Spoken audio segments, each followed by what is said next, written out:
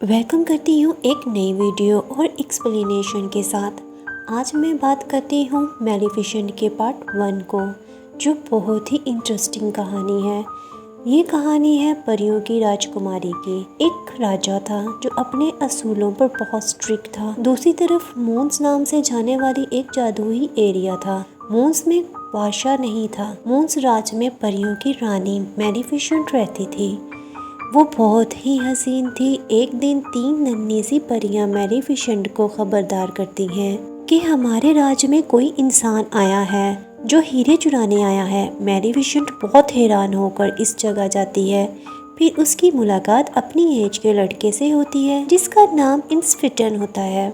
मैलेफिसेंट उससे डायमंड वापस ले लेती है और उसे उसके राज की सरहद पर छोड़ने जाती है। वहाँ स्टीफन एक महल की तरफ इशारा करता है कि वो एक दिन इस महल पर राज करेगा। वो उसे बताता है कि वो अनाथ है, उसका कोई नहीं। मैलेफिसेंट को उस पर तरस आ जाता है और इस तरह दोनों में गहरी दोस्ती हो जाती है। स्टीफन मैलेफिसेंट से दोबारा आने की इजाजत मांगता है। जाने से पहले जैसे ही मैलेफिसेंट उससे हाथ मिलाती है तो जोर का झटका लगता है। वो बताती है कि लोहे की चीजें उसकी कमजोरी हैं। स्टीफन के जाने के बाद मैलेफिसेंट उसके प्यार में गुम हो जाती है।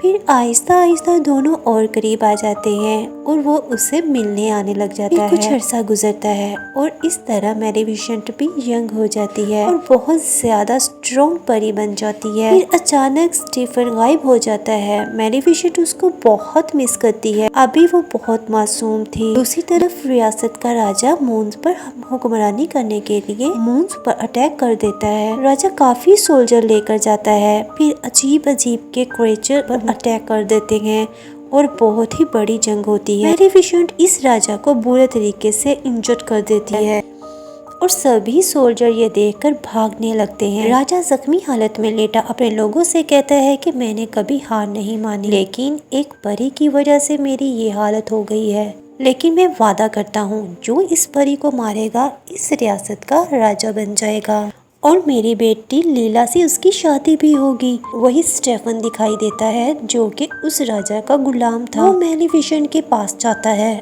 और मैलेफिसेंट तो पहले ही उससे बहुत मोहब्बत करती थी। दोनों एक दूसरे के साथ टाइम स्पेंड करते हैं और बहुत ज्यादा करीब आ जाते हैं। स्टेफन मैलेफिसेंट को धोखे से पानी मिलाता है जिससे मैलेफिसेंट सो जाती है। अपना चाकू निकालता है और मैलेफिसेंट के दोनों विंग्स काट देता है। दरअसल वो मैलेफिसेंट के पर प्रूफ के तौर पर राजा के पास ले जाता है कि उसे लगे कि मैलेफिसेंट मर गई है और इस तरह वो रियासत का राजा भी बन जाएगा। जब सुबह मैलेफिसेंट को होश आता है तो वो अपने पर गायब देखती है और जोर जोर से रोने लगती है क्योंकि इन परों की बदौलत ही तो वो हर जगह उड़ती थी। मैलेफिसेंट को सब समझ आ जाता है कि उसके साथ धोखा हुआ है। कभी भी किसी इंसान पर ट्रस्ट नहीं कर पाएगी। दूसरी तरफ स्टेफन राजा के पास परों को ले जाता है। राजा अपना वादा पूरा करता है और इस तरह स्टेफन की शादी भी राजा की बेटी से हो जाती है। दूसरी तरफ मैलेफिसेंट एक आदमी को देखती है जो एक कौवे को मारने ही वाला होता है। मैलेफिसेंट को उस पर तरस आ जाता है। मैलेफिसेंट तरस खाकर उसे इंसान का रूप दे देती है। दूसरी तरफ आदमी ये सब देखकर भाग जाता है। इस क्रो का नाम डेविल होता है। वो मैलेफिसेंट का शुक्रिया अदा करता है और हमेशा के लिए उसका गुलाम बन जाता है। फिर मैलेफिसेंट पूरे मून्स को डार्क कर देती है और एक बहुत स्ट्रॉन्ग यानी कि इवल स्ट्रॉन्ग परी का रूप ले लेती है। फिर स्टेफन की बेटी होती है, इसका नाम अरोरा था। तभी वहाँ मैलेफिसेंट आकर बच्ची को श्राप देती है कि जब ये 16 साल की होगी तो चरखे की नीडल इसको चुभेगी और हमेशा के लिए ये सो जाएगी यानी कि मर जाएगी। स्टेफन उसके आगे हाथ जोड़कर भीख मांगता है तो मैलेफिसेंट कहती है कि जब ये 16 साल की होगी और इसे कोई सच्चा प्यार करने वाला मिलेगा जो इसे किस करे तो ये बच जाएगी। मैलेफिसेंट फिर चली जाती है। राजा बहुत डर जाता है और वो अरोरा को 3 नन्ही परियों के हवाले कर देता है ताकि वो महफूज रह सके और महल में सारे चरखों को आग लगवा देता है और अपने सोल्जर को मैलेफिसेंट को मारने के लिए भेज देता है, लेकिन कोई फायदा नहीं।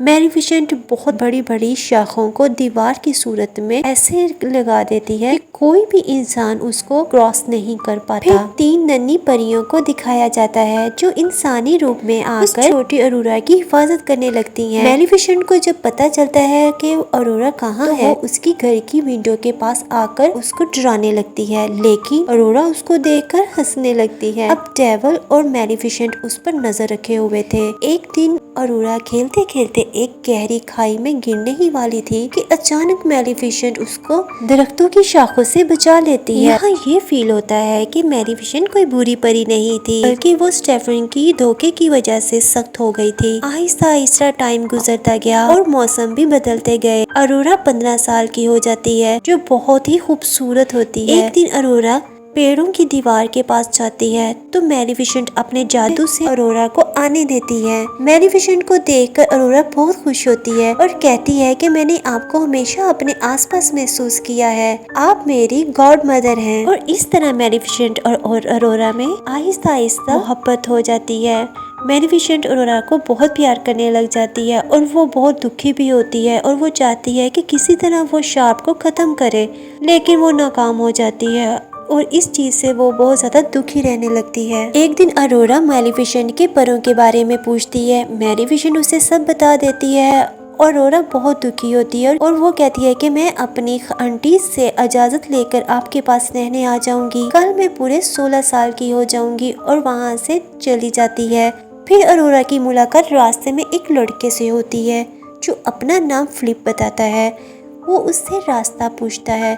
दरअसल वो भटक गया था। दोनों एक दूसरे से काफी अट्रैक्ट होते हैं। ये सब डेविल और मैलिफिसेंट देख रहे थे। डेविल मैलिफिसेंट को कहता है कि तुमने ही बोला था कि सच्चा प्यार मिलेगा तो वो शाप खत्म हो जाएगा। मैलिफिसेंट कहती है कि मैंने इसलिए बोला था कि सच्चा प्यार तो मिलता ही नहीं। दूसरी तरफ अरोरा अपनी आंटीज से इजाजत मांगती है तो वो इनकार कर देती है। उन्होंने अरोरा को ये बताया था कि उसके पेरेंट्स नहीं हैं, लेकिन अब उसे बताती हैं कि वो 16 साल पूरे होने पर अपने पेरेंट्स के पास चली जाएगी और वो बहुत ज़्यादा हैरान होती है। वो मैलिफिसेंट के शाप के बारे में भी उसे बता देती हैं।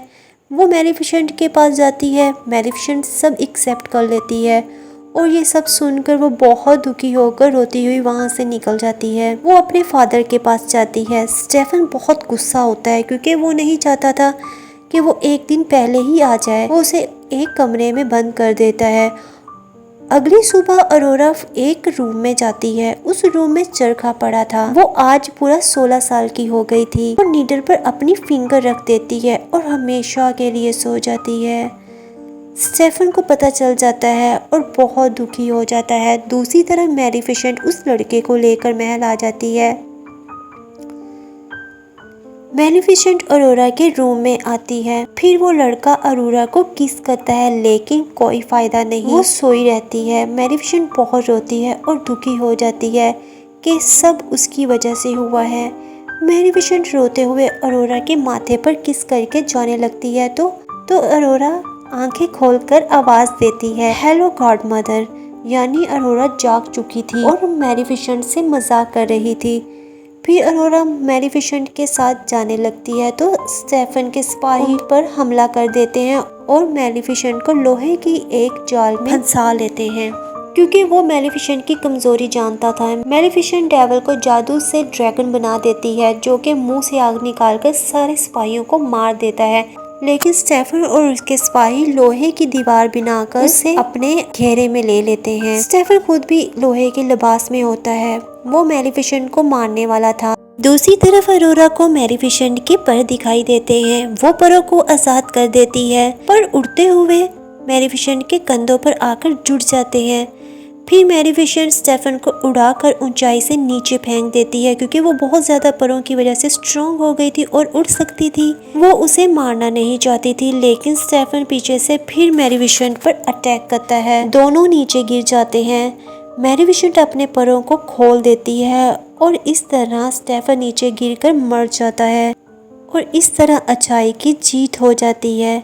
फिर मैलिफिसेंट अरोरा को अपने साथ ले जाती है और सब बहुत ज़्यादा खुशी खुशी रहते हैं और मून्स रियासत की राजकुमारी अरोरा को बना दिया जाता है। हर चीज़ हरी भरी हो जाती है। और इस तरह मूवी की हैप्पी एंडिंग हो जाती है।